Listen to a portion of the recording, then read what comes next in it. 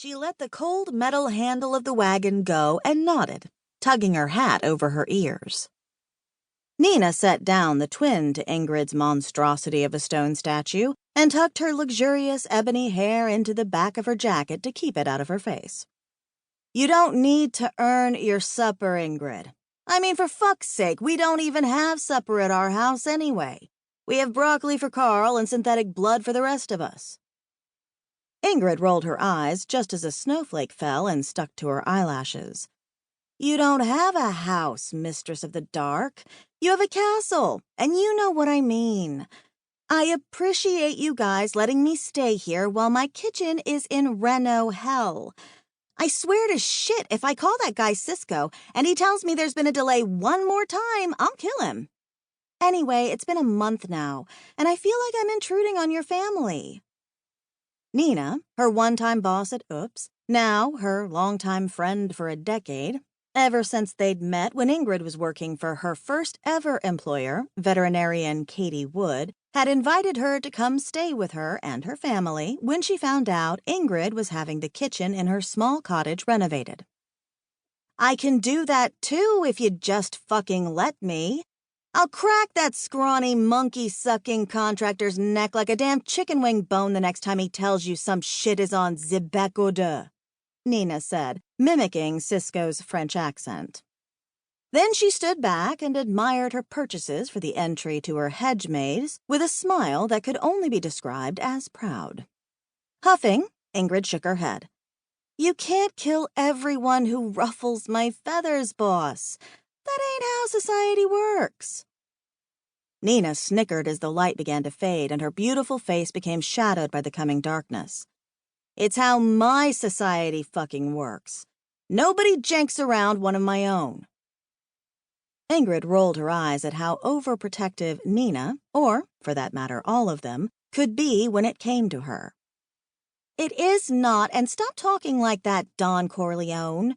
It makes it sound like I'm part of the mob or a cult.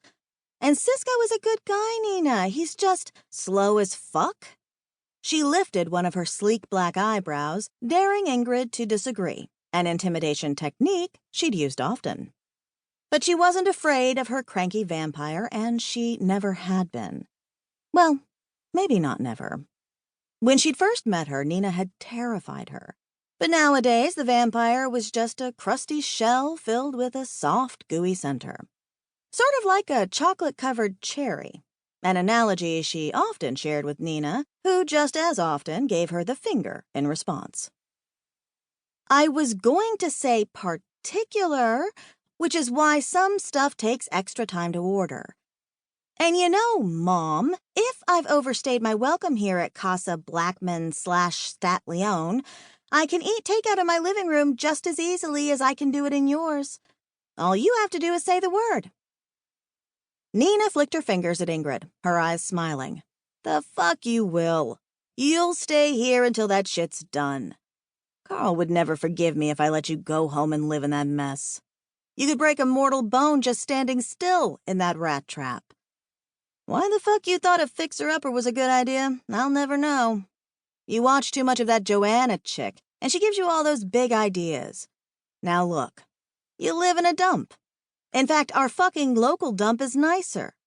You'll stay right the fuck here where you belong until it's done. Period. Ingrid chuckled, but Nina was right.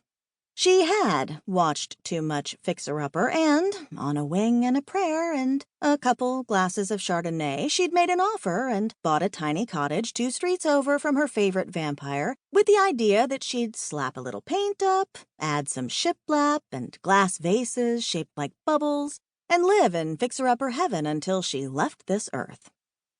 She'd felt so adult when she'd done it, too. Unfortunately, it hadn't worked out that way. Not at all. Almost from the second Ingrid signed the papers, everything began to either fall apart or leak, including the roof and her toilet. The only thing that didn't leak was her shower. That didn't have any water at all, except for the occasional trickle. Her charming cottage with a view of the ocean had turned into a hellish nightmare. Of course, the ladies of Oops had offered to come fix it for her.